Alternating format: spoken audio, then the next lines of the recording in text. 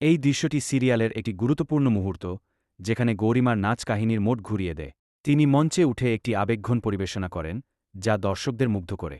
এই পারফরম্যান্সের মাধ্যমে গৌরিমা তার চরিত্রের গভীরতা এবং আত্মপ্রকাশের সুযোগ পান।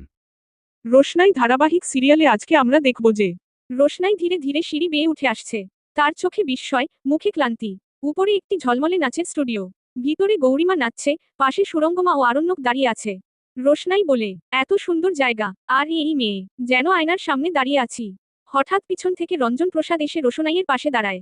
রঞ্জন প্রসাদ বলে, ওই মেয়েটা গৌরিমা, তোর বোন। আর ওই যে দাঁড়িয়ে আছে, সুরঙ্গমা, তোর মা। রোশনাই চমকে উঠে, তুমি কি বলছো বাবা? যাকে আমি এতদিন ধরে নিজের শত্রু ভেবে আসলাম তিনি আমার মা আর ওই গৌরিমা আমার বোন। রঞ্জন প্রসাদ স্নেহভরে বলে, হ্যাঁ মা, অনেক বছর আগে হারিয়ে গেছিলি, আজ তোকে আবার ফিরে পেলাম। অরণ্যক ধীরে ধীরে রোশনাইয়ের দিকে তাকায়। সুরঙ্গমা এবং গৌরিমাও খেয়াল করে রোশনাইকে। সবাই স্তব্ধ হয়ে যায়, চোখে বিস্ময় ও আবেগ।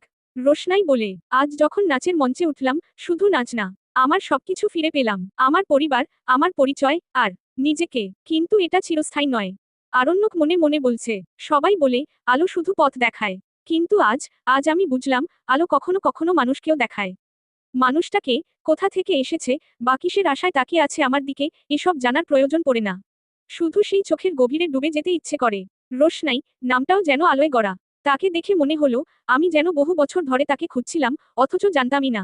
চোখে একরাশ গল্প, ঠোঁটে থেমে থাকা এক অনুচ্চারিত কবিতা। সে কিছু বলেনি, কিন্তু আমি যেন শুনতে পেলাম, তার নীরবতা আমার ভিতর কাঁপন তুলছে। আর সেই কাঁপনে ভেঙে পড়ছে আমার সমস্ত শূন্যতা। আমি জানি না এই মুহূর্তটা কতক্ষণ চলবে। হতে পারে মাত্র কয়েক সেকেন্ড। কিন্তু এটুকু জানি, এই কয়েক সেকেন্ডেই আমি তাকে ভালোবেসে ফেলেছি। একরকম ভালোবাসা, যার কোনো প্রশ্ন নেই, প্রত্যাশাও নেই, শুধু অনুভব আছে। রোশনাই চলে গেল, কিন্তু আমার ভেতরের অন্ধকারে রেখে গেল এক চিরস্থায়ী আলো। আরণ্যক কি রোশনাই এর পরিচয় খুঁজে বের করতে পারবে, চিনতে পারবে কি তাকে? দেখতে হলে চোখ রাখুন আমাদের ইউটিউব চ্যানেলে।